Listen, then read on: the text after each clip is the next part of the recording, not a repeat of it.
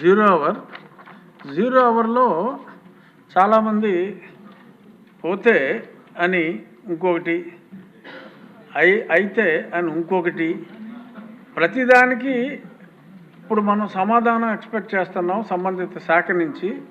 So zero అవర్లో ఒక subject తీసుకుని ఆ సబ్జెక్ట్ గురించి మాట్లాడమని చెప్పి సభ్యులందరికీ, ఇప్పుడు మాట్లాడబోయే సభ్యులందరికీ విజ్ఞప్తి చేస్తూ అయితేలు వద్దని చెప్పి మనస్ఫూర్తిగా కోరుకుంటూ ముందుగా పరిటాల సునీత గారు. ధన్యవాదాలు అధ్యక్ష.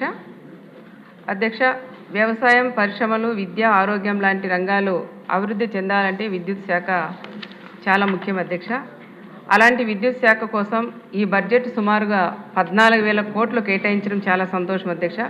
గౌరవ ముఖ్యమంత్రి చంద్రబాబు నాయుడు గారు హయాంలో మనకు మిగులు విద్యుత్తుతో పాటు విద్యుత్ ఛార్జీలు కూడా తక్కువగా ఉండేవి అధ్యక్ష. కానీ గత పాలకుల నిర్ణయాల వలన ప్రజలు, రైతులు, వ్యాపారాలు చాలా నష్టపోయారు అధ్యక్ష.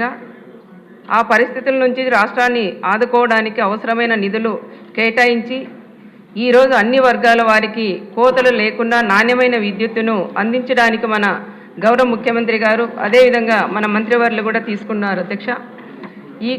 ఈ క్రమంలో మా రాప్తా నియోజకవర్గంలో 2 సబ్స్టేషన్లు కూడా మన ప్రభుత్వం వచ్చిన తర్వాత మంజూరైనాయి అధ్యక్ష.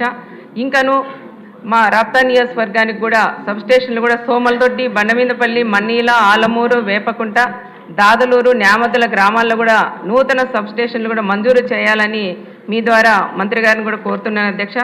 ఇప్పటికే అప్లై చేసిన 1,500 మంది రైతులకి డిపిలు, మెటీరియల్ కూడా 100 కిలోమీటర్ల కేబుల్ మంజూరు చేయాలని కోరుచున్నాను అధ్యక్ష. అవసరమైన సిబ్బంది అనగా లైన్ మ్యాన్లు, ఏఈలు కూడా నియమించాలని గౌరవ మంత్రివారిని కూడా కోరుతున్నాను అధ్యక్ష. ఎన్ని చర్యలు తీసుకున్నా అక్కడికక్కడే వోల్టేజ్ సమస్యలు కూడా ఏర్పడుతుంది అధ్యక్ష. ఈ సమస్యను పరిష్కరించడంతో పాటు రైతులకు ఉపయోగపడే కొత్త స్కీములు కూడా కొన్ని చోట్ల సరిగ్గా అమలు కావడం లేదు అధ్యక్ష. ఈ స్కీములు సరిగ్గా అమలయ్యే విధంగా చూడాలని గౌరవ మంత్రివారిని కూడా మీ ద్వారా కోరుచున్నాను అధ్యక్ష. పుట్టా సుధాకర్ యాదవ్ గారు. నమస్తే అధ్యక్ష. కుందు నది పైన 2.95 TMC కెపాసిటీతో అలగురు రిజర్వాయర్ ఒకటి నిర్మించారు అధ్యక్ష. అప్పుడు మన ఎన్టీ రామారావు గారు ముందు చూపుతో కడప జిల్లాకు తాగునీరు, సాగునీటి కోసం ఆ రోజు నిర్మించారు అధ్యక్షది. దాని కింద ఎక్కడ ఆయకట్టు కూడా లేదు. అయితే గత ప్రభుత్వంలో అది బ్రీచ్ అయిపోయింది. బ్రీచ్ అయిపోయిన తర్వాత దాన్ని అప్పుడు పట్టించుకోలే. మన ప్రభుత్వం వచ్చిన తక్షణమే, మన ముఖ్యమంత్రి చంద్రబాబు నాయుడు దృష్టి తీసుకుపోయిన తక్షణమే ఇమీడియట్గా దానికి కంప్లీట్ చేసేయాలని చెప్పి అధికారులకు ఆదేశం ఇవ్వడం కూడా జరిగింది అధ్యక్ష. దానివల్ల 3 TMC నీళ్లు కెపాసిటీ స్టాక్ పెట్టుకోవచ్చు అధ్యక్ష. అక్కడ దానివల్ల ఏమవుతుందంటే కేసీ కెనాల్ కింద 92,000 ఎకరాలు ఆయకట్టు ఉంది అధ్యక్ష. అది 6 నియోజకవర్గాలకు సంబంధించిన ఆయకట్టు. ఆ 92,000 ఎకరాలు ఆ 3 TMC నీళ్లు వస్తే ఒకసారి ఒక పంట పండించుకోవచ్చు అధ్యక్ష. దానివల్ల ఒక పంట పండిస్తే 92,000 ఎకరాలు ఒక రైతుకు సుమారు 25,000 రూపాయలు ఆదాయం వస్తుంది అధ్యక్ష. 25,000 అంటే 92,000 ఎకరాలు. దానివల్ల 25,000 లెక్కేస్తే 200 కోట్ల ఆదాయం వస్తుంది అధ్యక్ష. అంటే 36 కోట్లు ఖర్చు పెడితే 200 కోట్లు బెనిఫిట్ వస్తుంది అధ్యక్ష. ఇటువంటి ప్రాజెక్టు ఇండియాలో ఎక్కడా లేదు. ఎందుకంటే ఇంతకుముందు మనం స్వర్గీయ రామారావు గారు కట్టించిన ప్రాజెక్టు, దానివల్ల ఈరోజు వాళ్ళు 36 కోట్లు ఖర్చు పెడితే మనకు 3 TMC నీళ్ళ వల్ల 92,000 ఇరిగేట్ అవుతుంది అధ్యక్ష. ఈ ప్రాజెక్టు కంప్లీట్ చేయాల్సిందిగా మన ముఖ్యమంత్రి చంద్రబాబు నాయుడు గారు కూడా ఆదేశాలు ఇవ్వడం జరిగింది. దాన్ని తొందరలో చేస్తే ఆ రైతాంగం అంతా బాగుపడతారు. రైతాంగానికి 200 కోట్లు బెనిఫిట్ వస్తుంది. దీన్ని ఆ రైతులు కూడా మన చంద్రబాబు నాయుడు గారిని జీవితాంతం గుండెల్లో నిలబెట్టుకుంటారు అధ్యక్ష.